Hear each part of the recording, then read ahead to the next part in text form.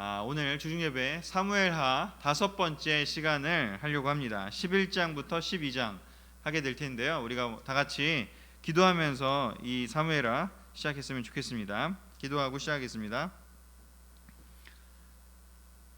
하나님 아버지, 1월 20일이 되었습니다. 저희에게 1월 20일을 맞이할 수 있는 생명을 허락하여 주시며 감사를 드립니다. 하나님 아버지, 하루하루 살아갈 수 있는 것이 그냥 주어진 것이 아니고 당연한 것이 아니고 하나님의 허락이 있어야 됨을 생각해 봅니다. 모든 생명을 주관하시는 분이 당신이시고 모든 온 우주의 움직임을 주관하시는 분이 당신이심을 또한 기억합니다.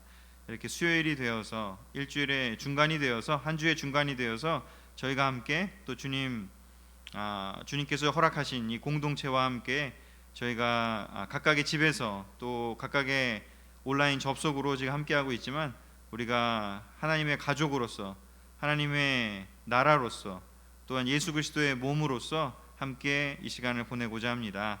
오늘 같이 말씀을 또 나누고 말씀을 같이 생각해보고 또 저를 통해서 나눠지는 것들을 통해서 또 각각의 사람들의 성령님의 그 역사하심으로 인해서 한 명 한 명의 마음에 삶에 하나님의 깨달음이 하나님의 음성이 들려주는 너무 놀라운 시간이 되기를 간절히 원합니다. 이 시간에 인도해 주기를 간절히 바라고 예수 그리스도의 이름으로 기도드렸습니다. 아멘. 자, 사무엘하 5번째 시간 11장 12장 들어가도록 하겠습니다. 굉장히 중요한 그 내용이기도 하죠. 이번 사무엘하 11장에는 등장인물이 주요한 등장인물이 3명이 등장하게 됩니다. 기본적으로 다윗이 등장을 할 것이고요. 그리고 새로운 인물인 2명의 사람이 등장하게 됩니다. 두 사람은 부부죠. 밧세바와 우리야라고 하는 2명의 여자와 남자가 등장하게 됩니다. 1절에서 4절, 11장 1절에서 4절에 보면 11장의 시작이 나오는데요. 어떠한 충격적인 사건으로 이 11장은 시작하게 됩니다. 읽어보도록 하겠습니다. 우리 11장 1절에서 4절입니다. 시작. 이듬해 봄, 주로 전쟁이 시작되는 때가 되었을 때 다윗은 이스라엘 군과 함께 요압을 출전시켰다. 그들은 암몬 사람을 치고 라빠성을 포위하였다. 그러나 다윗은 예루살렘에 머물러 있었다. 어느 날 해가 해질 무렵에 다윗은 잠자리에서 일어나 왕궁 옥상으로 올라가서 거닐다가 어떤 여자가 목욕하는 광경을 보게 되었다. 그 여자가 너무 아름다워서 다윗은 사람을 보내 그녀가 누구인지 알아보게 하였는데 그녀는 엘리암의 딸이며 헷사람 우리아의 아내 밧세바라는 여자였다. 다윗은 그 여자를 데려오게 하여 그녀와 잠자리를 같이 하였다. 사무엘하 10장까지는 다윗의 그 좋은 점, 다윗의 영적인 측면, 다윗의 하나님에 대한 놀라운 확신, 그리고 하나님의 말씀을 잘 지키는 모습만 나옵니다. 그래서 하나님께서 그에게 어떻게 축복하시는지를 또한 어떻게 고난을 극복하고 어떻게 성공할 수 있는지를 보여주게 됩니다. 그런데 이제 모든 것이 정비되었고요. 다윗이 이제 어떻게 보면 더 얻어야 할 것은 없는 상태가 되었습니다. 이제 모든 것을 어쩌면 다 이룬 상태가 된 것이죠. 마지막으로 다윗이 하고 싶었던 것이 있는데 그것이 무엇이었냐면 성전을 짓는 것이었죠. 하나님을 위해서 성전을 짓는 것, 그걸 하고 싶었습니다. 그 앞장에 나오는 내용이죠. 그런데 그것을 원하는 그 성전을 짓겠다고 말씀을 드렸는데 나단을 통해서 하나님께서 그건 네가 할 일이 아니야 라고 이야기를 하면서 멈추게 되었습니다. 이제 더 무언가 할 일이 없게 되었죠. 더 이상 꿈꾸는 것이 없는 상태가 되었습니다. 더 이상 목표가 없게 되었고요. 이제는 지키기만 하면 되는 상태가 되었습니다. 우리도 잘 생각해 보면 언제 사람들이 위험해지나를 생각해 보면 그 중에 여러 가지가 있겠지만 그 중에 한 가지는 무엇이냐면 꿈꾸지 않을 때, 비전을 갖지 않을 때 그때부터 어쩌면 위험해지기 시작하는 것 같습니다. 무언가 목표가 있고 원하는 것이 있고 이루기를 소망하는 것이 있다면 그것을 위해서 준비하고 또 조심하고 달려가고 에너지를 쏟고 최선의 노력을 다할 것입니다. 하나님을 의지할 것이고요. 또 하나님께 구하기도 할 것입니다. 그런데 언제 위험해지는지, 어쩌면 더 이상 원하는 게 없을 때, 더 이상 이룰 것이 없을 때. 출애굽 시대의 이스라엘 백성들도 그랬죠. 광야에서 이집트로부터 쫓기고 또 가나안 땅에 들어가야 할 때까지, 또 가나안에 들어가서 거기에 있는 정착민들을 쫓아내고 전쟁을 해야 될 그때에는 문제가 없었습니다. 그런데 언제 문제가 생겼는지, 다 이제 정착이 완료가 되고 이제 더 무언가 할 일이 없어졌을 때, 그때 위험해지게 된다는 것이죠. 다윗은 이 장면에서 간음을 하게 되는, 밧세바를 간음하게 되는 남자의 여자를 간음하게 되는 십계명에 나오는 또 그 계명이죠. 내 이웃의 아내를 탐하지 말라고요.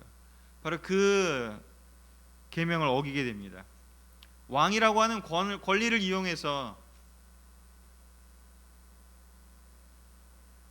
아마 왕이 아니었다면 쉽지 않았을 텐데, 왕이라는 그 권리를 이용해서 한 여자의 그런 삶을 망가뜨리는 일을 하게 됩니다. 자, 문제는 어디서부터 시작되었는지, 꿈을 꾸지 않고 목표가 없었던 것에서 시작이 되고, 또 그랬을 때 나타나는 현상 중에 하나가 무엇인지, 다윗이 전쟁에 출전하지 않았습니다. 전쟁에 나가지 않았습니다. 그는 혼자 있었습니다. 혼자 예루살렘에 머물러 있었습니다. 다윗은 왜 출전하지 않고 혼자 남아 있었을까요? 혼자 있는 시간이요, 그것이 그 자체로 문제가 되지는 않습니다. 우리 말로는 외로움 또는 고독, 이런 말들이 혼자 있는 시간을 뜻하게 되겠죠. 영어로 보면 loneliness라는 단어가 있고요, solitude라는 단어가 있습니다. 번역을 해보면 loneliness가 외로움에 해당되고요, solitude가 고독이라는 뜻으로 번역이 되더라고요. 근데 두 가지는 좀 차이가 있습니다. loneliness는 어떤 것인지, 혼자 있는 어떤 그 분리된 상태를 뜻합니다. 그것은 아무런 사람들이 없는, 그냥 혼자 있는, 정말 물리적으로 혼자 있는 것도 포함이 되고요, 또 많은 사람들과 함께 하지만 군중 속에서도 느낄 수 있는 외로움일 수도 있습니다. 그것은 연결됨이 끊어진 것이죠. 분리되는 것을 뜻하게 됩니다. 그 외로움에는, 혼자 있는 그 시간에는 문제가 생기는 것은 무엇인지, 내면에 공허함이 있습니다. 목표가 없을 때, 꿈이 없을 때 공허함이 있게 되겠죠. 또한 그 혼자 있음은, 그 외로움은 부정적인 감정이자 또 부정적인 반응을 나타내게 됩니다.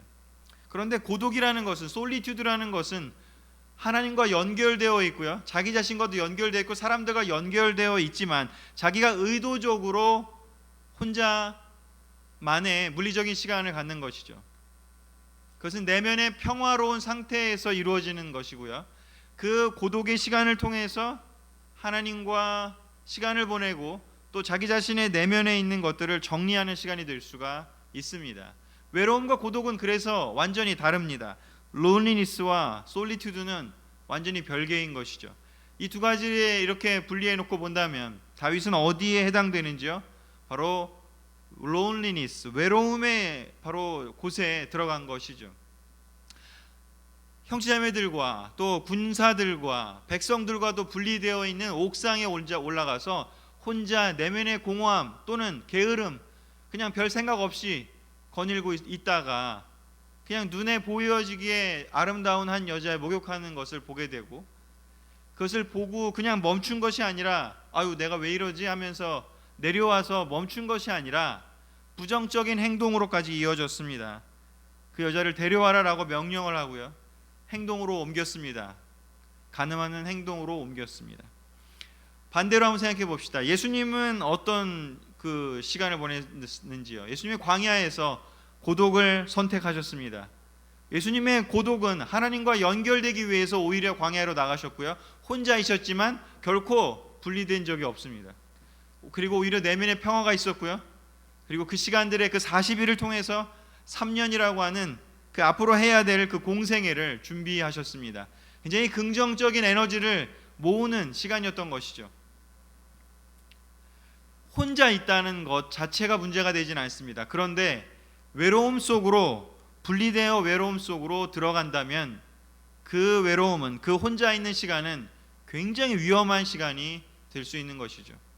그러나 그러기에 우리는 무엇을 추구해야 되는지, 예수님이 선택하셨던 그 고독의 시간이요, 모세가 광야에서 40년 동안 경험했던 것은 그 외로움이 고독의 시간으로, 로운리니스가 솔리튜드의 시간으로, 세상적인 외로움의 시간이 아니라 영적인 솔리튜드의 시간으로 거듭나는 시간을 보냈습니다.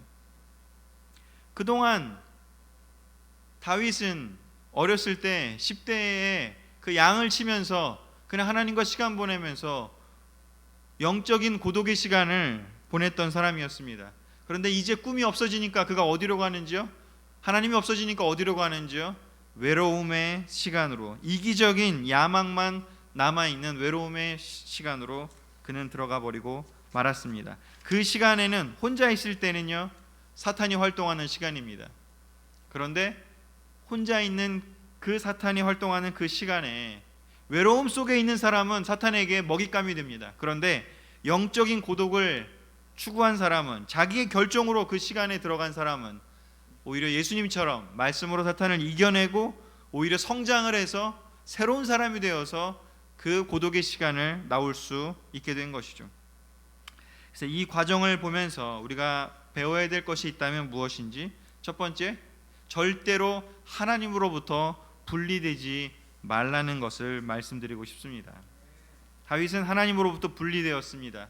그저 그냥 혼자 있는 게 문제가 아니라 하나님으로부터 분리가 됐고 사탄의 음성에 반응하는 사람이 되고 말았던 것이죠. 그래서 예수님도 그러한 사탄의 공격을 이겨내신 그 예수님께서 요한복음 15장에 4절부터 6절에 이렇게 이야기를 하시면서 우리에게, 제자들에게 절대로 하나님으로부터 분리되지 말라는 가르침을 주고 계십니다. 같이 읽어보겠습니다. 시작. 가지가 포도나무에 붙어있지 않고서는 스스로 열매를 맺을 수 없듯이 너희도 내 안에 있지 않으면 열매를 맺지 못할 것이다. 나는 포도나무이고 너희는 가지다. 사람이 내 안에 살고 내가 그 사람 안에 살면 그는 많은 열매를 맺는다. 나를 떠나서는 너희가 아무것도 할 수 없다. 누구든지 내 안에 머물러 있지 않으면 가지처럼 밖에 버려져 말라 버린다. 다윗이 하나님으로부터 기름 부음 받은 지 15년, 20년이 되었을 그 시점에 오히려 위험에 빠지게 되었습니다. 오히려 죄를 짓는 일이 벌어졌습니다. 우리 또한 마찬가지입니다. 세례받은 지 얼마나 오래됐는지는 별로 중요하지 않습니다. 아니, 거의 중요하지 않습니다. 세례를 언제 받았던지 간에 더 중요한 것은 우리가 예수님의 나무에, 하나님의 나무에 붙어 있는지 아닌지, 바로 그것이 중요하지 그 이외의 것들은 중요하지 않습니다. 그 놀라운 사람조차도 하나님으로부터 끊기면 그 사람의 능력으로는 죄를 이길 수 없습니다. 그 사람의 능력으로는 사탄을 결코 이길 수 없습니다. 예수님은 그것을 아셨기에 사도들에게 이야기를 하고 계십니다. 제자들에게 이야기하고 계십니다. 지금은 내가 너희와 함께 있으나 이제 내가 승천하게 되면 너희들만 남게 될 텐데 너희가 꼭 기억해야 될 것이 있다. 너희가 나와 함께 3년이 있었다 하더라도 또 너희가 너무 놀라운 기적을 베풀 수 있고 행할 수 있고 또한 내가 가르쳐준 것들을 사람들에게 이야기할 수는 있겠지만 그럼에도 불구하고 너희가 하나님으로부터 연결이 끊어진다면 너희는 아무것도 할 수 없는 그런 존재가 되고야 말 것이라는 것이죠. 절대로 그것을 잊어버리지 말라고 이야기를 했습니다. 그래서 사도들은 평생에 그 가르침을 마음속에 간직하고 항상 겸손한 마음으로 살아갔을 것입니다. 항상 하나님으로부터, 예수님으로부터 분리되지 않고 연결되어 있기 위해서 최선을 다했을 것입니다. 우리 또한 마찬가지입니다. 우리가 그들보다 나을 수 없겠죠. 다윗도 이렇게 문제가 생겼다면 우리 또한 문제가 생길 수밖에 없겠죠. 만약에 하나님으로부터 분리된다면요. 우리의 능력은 하나님에게서 온 것이지 우리의 자체에서 나온 것이 결코 아닙니다. 우리가 이 부분을 잘 기억하고 2021년도 1월 20일 지금 시점에서부터라도 우리가 하나님으로부터 영양분을 충분히 공급받고 성령님의 능력을 충분히 공급받고 하나님께서 베풀 수 있는, 하나님께서 허락하실 수 있는 그러한 성령의 열매를 우리가 맺는 그런 한 명 한 명이 되시기를 권하고 싶습니다. 두 번째요. 그 후에 어떤 일이 벌어지는지 이제 5절부터 6절 그리고 11절에 이렇게 나오게 되는데요. 5절 6절을 먼저 보도록 하겠습니다. 같이 읽겠습니다. 시작. 얼마 후에 그 여자는 자기가 임신한 것을 알고 사람을 보내 그 사실을 다윗에게 알렸다. 그래서 다윗은 햇사람 우리아를 자기에게 보내라는 전가를 요압에게 보냈다. 시간이 조금 흘렀습니다. 밧세바가 뭔가 느낌이 왔겠죠. 시간이 흘러서 임신한 것을 알게 되었겠죠. 입덧을 했을 것이고요. 배가 불러오는 것을 느꼈습니다. 무언가 여자들, 임신한 여자가 알 수 있는 어떤 신호가 왔겠죠. 그리고 그것을 다윗에게 알리게 되었습니다. 알리지 않았다면 어떻게 됐을까요? 아마도 밧세바는 우리아에게 의심받았을 테고요. 배는 점점 불러오고요. 언젠가 10달이 되면 아이는 나와야만 하기 때문이죠. 알리지 않았더라면 아마 밧세바는 돌에 맞아 죽어야 할 수밖에 없는 비난받을 그런 사람이 되었을 것입니다. 밧세바 입장에서 얼마나 두려웠을까요? 밧세바는 알릴 수밖에 없었고요. 그리고 나서 다윗은 어떤 결정을 하게 됩니다.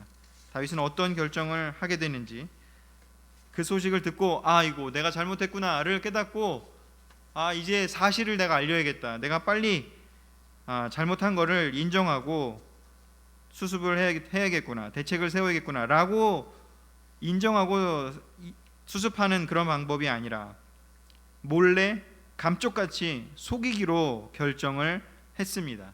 그래서 어떻게 하는지 밧세바의 남편인 우리아를 데려오게 합니다. 우리아는 사무엘하 23장 39절에 나오기를 이스라엘의 용장 중에 한 명이었다라고 이야기를 하고 있습니다. 다윗에게는 매우 소중한 이스라엘의 용장인 바로 그 우리아를 전쟁터에서 빼오게 됩니다. 목적은 단 하나, 자기의 죄를 숨기는 것, 자기의 죄를 감추기 위해서 데려오게 됩니다. 데려오고 나서 무엇을 하는지 우리아를 너무나 수고했다라는 어떻게 보면은 그 칭찬하는 말로, 안심시키는 말로 격려를 한 후에 아내에게 가서 집에 가서 발 닦고 좀 쉬라, 좀 고생했으니까 쉬라는 이야기를 합니다. 그때 11절에 우리아가 이렇게 이야기를 합니다. 11절을 한번 보겠습니다. 같이 읽겠습니다. 시작. 우리 군대가 지금 전쟁 중이며 여호와의 궤도 그들과 함께 있고 나의 지휘관인 요압 장군과 그 부하들이 빈 들에서 진을 치고 있는데 어떻게 내가 집에 가서 먹고 마시고 내 아내와 같이 잘 수 있겠습니까? 내가 대왕 앞에서 맹세하지만 나는 절대로 이런 일은 하지 않을 것입니다. 지금 상황을 보면 우리가 그동안 알고 있던 다윗의 모습은 없어졌습니다. 오히려 우리아가 하나님의 뜻을, 영적이었을 때 다윗의 그 언어를 사용하고 있습니다. 우리아라는 그 이름의 뜻은 여호와의 빛이라는 뜻입니다. 야훼 할 때 그 야자가 바로 여호와를 뜻하게 되는데요. 우리아, 여호와의 빛. 근데 이 사람의 그 근원은 무엇인지 햇사람입니다. 햇사람. 햇사람이라는 뜻은 이스라엘 사람이 아니라는 이야기이죠. 바로 그 가나안에 남아있던 그 부족 중에 한 사람이었고 어떻게 보면 전향한 사람인 것이죠. 이방인이었는데 이스라엘 사람이 된 것이죠. 이방인이었는데 이스라엘 사람이 되는 헷 사람 우리아가 전쟁에서 신임받는 장수로서 요압과 함께 싸운다라는 것은, 생각해보면 추정해 볼 수 있는 것은 그가 어쩌면 이러한 놀라운 정신, 여호와에 대한 마음, 하나님의 뜻, 하나님의 법, 그것이 무엇인지를 누구한테 배웠을까를 생각해 보면 아마도 다윗에게 배웠을 가능성이 매우 큰 것이죠. 학자들은 그렇게 보고 있습니다. 이 우리아가 다윗을 통해서 전향이 되었고, 다윗을 통해서 이러한 하나님에 대한 가르침을 받았고, 이름 또한, 우리아라는 그 이름 또한 어쩌면 다윗의 그 장군들이 그에게 선사한 새로운 이름이지 않을까. 왜냐, 햇사람이기 때문에 여호와의 빛이라는 그 이름을 가질 수가 없었겠죠. 이렇게 우리아가 이야기를 했을 때, 이때 깨달았다면, 이때 내가 가르쳐 준 것을 이 사람이 지금 이야기하고 있구나. 우리아가 지금 하나님의 뜻을, 하나님의 법도를 이야기를 하는구나. 내가 정신을 차려야겠다. 그렇게 이해를 했어야겠죠. 그러나 다윗은 죄에 눈이 멀고 죄를 감추고 죄를 숨기는 것에 급급했습니다. 그래서 어떤 일이 벌어지는지 13절과 14절 15절을 보도록 하겠습니다. 시작. 다윗은 그를 저녁 식사에 초대하여 먹고 마시며 그를 취하게 했으나 우리아는 그날 밤도 집에 가지 않고 궁전 정문의 경비실에서 경비병들과 함께 잤다. 그 다음 날 아침에 다윗은 편지를 써서 요압에게 전해주라고 우리아에게 주었는데, 그 편지에서 다윗은 우리아를 가장 치열한 격전지에 투입시켜 최전방에서 싸우게 하고 다른 병력은 후퇴시켜 그가 거기서 죽게 하라고 요압에게 지시하였다. 다윗이 죄를 숨기기 위해서, 은폐하기 위해서 첫 번째 시도는 그냥 좋은 말로 격려하고 집에 가서 쉬라고 이야기를 했습니다. 아내와 좋은 시간을 보내라고요. 근데 그 말을 듣지 않고 거부했습니다. 이제 다윗은 두 번째 계략을 떠올리게 됩니다. 어떤 것인지, 왕과 함께 식사를 하는 것이죠. 왕과 함께 식사한다는 것은 어마어마한 의미를 가지고 있습니다. 공식적으로 사람들에게 선포하는 것이죠. 이 사람은 내 사람이다. 그리고 왕과 함께 식사할 때 다윗은 목표를 가지고 있었습니다. 우리아를 취하게 하는 것이요. 취하게 해서 맨정신이 아니라 이제는 취한 상태에서 몽롱하게 정신을 잃게 해서 집으로 가도록 그렇게 만들기로 생각을 했던 것이죠. 그러나 우리아는 그 와중에도 정신을 잃어버리지 않았습니다. 그리고 경비병들과 경비실에서 함께 밤을 보냈습니다. 이제 두 번째 시도도 실패했습니다. 이제 3차 시도, 다윗이 생각한 3차 시도는 무엇인지, 우리아를 죽이는 것입니다. 그 아이가, 밧세바의 뱃속에 있는 아이가 자기 애가 아닌 것처럼 숨기려고 했는데, 은폐하려고 했는데 그것이 통하지 않자 이제는 어떻게 하는지 우리아를 죽이는 데까지 나아가고 있습니다. 무엇 때문에요? 자기 죄를 감추기 위해서요. 그 놀라웠던 다윗이 자기 죄를 감추기 위해서 점점 더 큰 죄를 짓고 있는 것이죠. 이 우리아가 얼마나 놀라운 사람인지 좀 전에 우리가 그 우리아가 다윗에게 한 이야기도 봤고, 또 여기서 경비병들과 함께 집에 가지 않고 자는 것도 그렇고요. 또 다윗이 준 편지를 들고 가는데요, 그 편지를 열어보지도 않고요, 정말 신실하게 요압에게 전해주었습니다. 그 심지어는 그 안에 있는 내용이 자기를 죽이라고 하는 내용임에도 불구하고 그는 그것을 보지 않았습니다. 그리고 그대로 순종했습니다. 이렇게 순종한 오히려 우리아가 희생이 되는 일이 벌어진 것이죠. 두 번째 우리가 알 수 있는 것은 무엇인지, 죄를 숨기려고 하면 더 큰 죄를 질 수밖에 없다라는 것입니다. 사무엘하 11장 24절 25절에 이렇게 마무리가, 이 은폐 시도의 마무리는 우리아의 죽음인데요, 그 죽음의 마무리가 어떻게 기록되고 있는지 한번 보겠습니다. 읽겠습니다. 시작. 그때 성벽 위에 있던 자들이 활을 쏘아 우리를 반격함으로 우리 중에 몇 사람이 죽고 햇사람 우리아도 죽었습니다. 그러자 다윗이 그 전령에게 말하였다. 너는 요압에게 실망하지 말고 용기를 내라고 하라. 전쟁에서 칼은 이 사람도 죽이고 저 사람도 죽이는 것이 아니겠느냐. 너는 그에게 더욱 힘써 싸워 그 성을 함락시키라고 말하고 그를 격려하여라. 다윗의 마음이 얼마나 딱딱해지고 굳어졌는지 자기가 죽이도록 만든 사람에 대해서 전쟁에서 칼은 이 사람도 죽이고 저 사람도 죽이는 것이 아니겠느냐라는 일반적인 의미에서는 맞는 말, 하지만 정말 감정이 담겨있지 않는 말, 정말 딱딱한 마음 상태에서 공감하지 않는 말, 그저 공허함 속에 외치는 말밖에 할 수 없는 상황이 되어버렸습니다. 죄가 커지면 커질수록 어떤 일이 벌어지는지 그 마음속에는 잔인함이 자라나고요, 무자비한 상태가 되고요, 무감각해져 버리게 됩니다. 죄 속에 빠진 전형적인 모습으로 흘러나가고 있는 것이죠. 우리 시대에는 어떻습니까?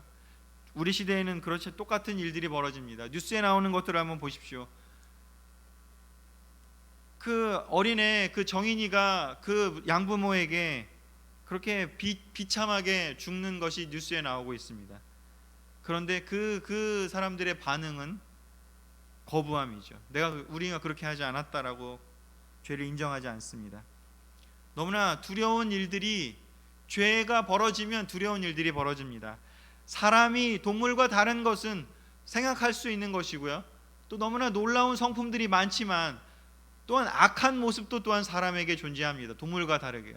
동물은 배가 고플 때만 다른 동물을 잡아먹거나 공격을 하죠. 그러나 사람은 죄 속에 빠지게 될 때 너무나 고문을 할 수 있는, 다른 사람을 고문하고 괴롭힐 수 있다는 걸 생각해 보면 또 동물과는 다른 존재라는 것이 확실합니다. 그러나 우리가 그렇게 잔인하게 되고 비참하게 되는 그것은 언제인지, 우리가 하나님을 떠나서 죄의 노예가 될 때, 사탄의 노예가 될 때 우리가 그렇게 됨을 알 수가 있습니다.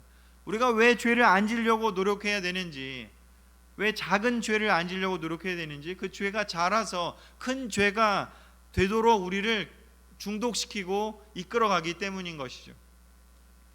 또한 죄를 짓고 죄를 숨기려고 할 때 더 큰 죄가 발생하게 되고, 그 더 큰 죄들이 그 사람을 이제 올감해서 더 이상 빠져나올 수 없게 하게 되기 때문입니다. 가인은 어땠습니까? 시기하고 질투하는 마음이 그 안에 자리 잡았습니다. 그 시기하고 질투할 때 멈췄으면 좋았을 텐데 거기서 발전해서 화를 못 참고 분노가 일어나면서 어떻게 되었는지 동생을 죽이는, 동생을 살인하는 살인의 죄까지 나아갔습니다. 다윗이요, 조금 전에 봤죠. 음란함으로 시작한 다윗의 마음이요, 이기적으로 자기의 쾌락을 채우려는 그 음란함의 그 죄가 살인으로 이어졌습니다. 가룟 유다는 어땠습니까? 내 뜻대로 안 된다고 하는, 왜 예수님이 내가 생각한 대로 안 움직이지? 왜 예수님이 저렇게 십자가에서 죽겠다고 이야기하지? 이건 아니잖아. 너무 화가 난다. 그 교만함, 내 뜻대로 안 되는 그 교만함 때문에, 자기를 꺾지 못하는 그 교만함 때문에 유다는 예수님을 팔아넘기는 어마어마한 배신을 저지르게 됩니다. 그리고 결국은 자기 자신도 죽이게 되죠. 자살이라고 하는, 자기 자신을 죽이는 데까지 나아갔습니다. 아나니아와 삽비라는 어떻습니까? 칭찬받고 싶었고 인정받고 싶었고 좋은 소리 듣고 싶었습니다. 그러한 인정 욕구가, 사람들에게 좋게 보이려는 그 마음 때문에 자기가 판 그 땅값을 거짓말로 속이고 뻥튀기 했습니다. 그리고 사도들에게 반복해서 거짓말을 했습니다.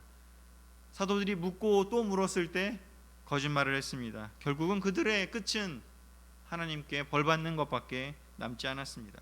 죄를 숨기려고 하면 할수록 더 큰 죄를 짓는 것이 성경의 시작부터 끝부분까지 여러 가지 모습으로 나타나고 있고, 우리의 삶의, 실제적인 삶의 경험에서도 우리는 볼 수가 있습니다.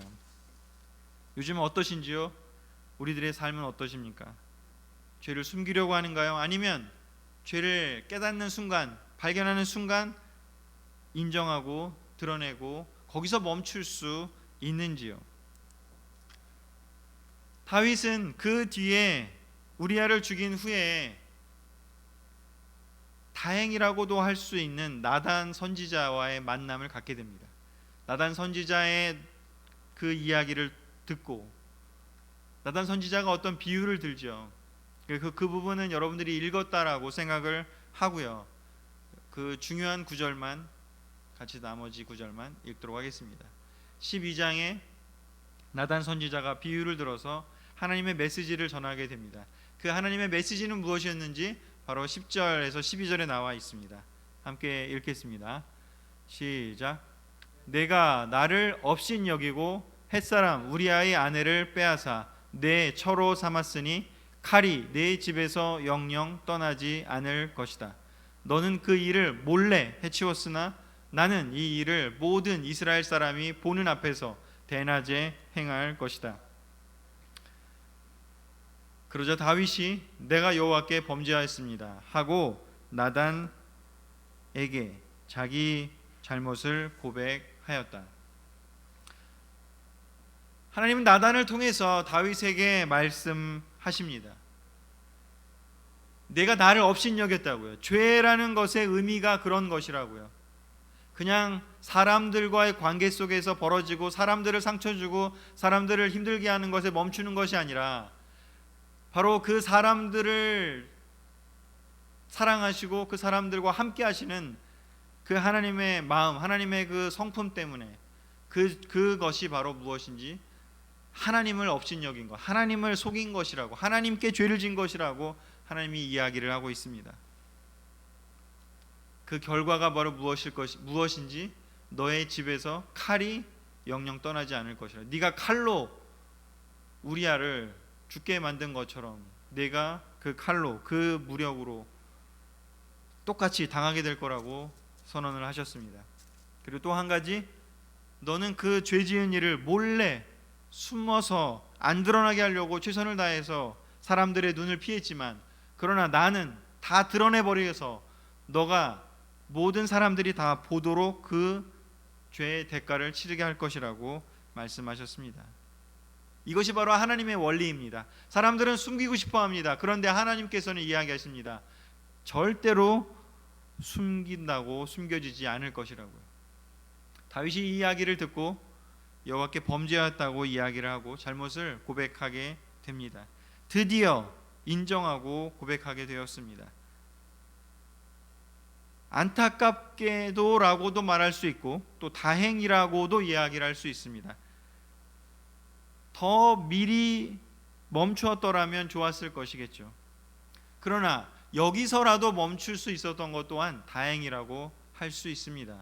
우리가 11월에 본 것처럼 사울은 사무엘을 통해서 나단처럼 이런 이야기를 들었음에도 불구하고 사울은 여기서 멈추지 않고 더 갔습니다. 좀 전에 봤던 가인이 그랬고요, 또 유다가 그랬고요, 아나니아가 삽비라도 마찬가지로요. 다행히도가 없었습니다. 멈춤이 없었습니다. 결국은 끝까지 갔던 것이죠.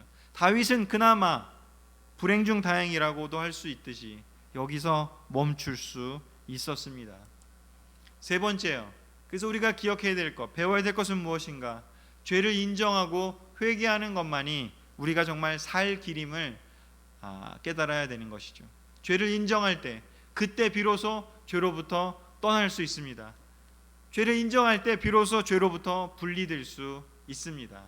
죄의 그 족쇄에서 벗어날 수 있습니다. 하나님 앞에 죄를 인정하는 것이죠. 내가 이런 죄를 지었습니다. 내가 이런 잘못을 했습니다. 하나님 나를 도와주세요 라고 인정해야 되는 것이죠. 시편 51편 바로 이 밧세바의 간음한 후에 나단으로부터 질책을 받고 깨달음을 얻은 후에 썼다고 기록이 남겨져 있는 그 시편 51편을 한번 읽어보신다면 그가 어떻게 죄를 인정하고 어떻게 죄로부터 떠날 수 있게 되는지를 볼 수 있습니다.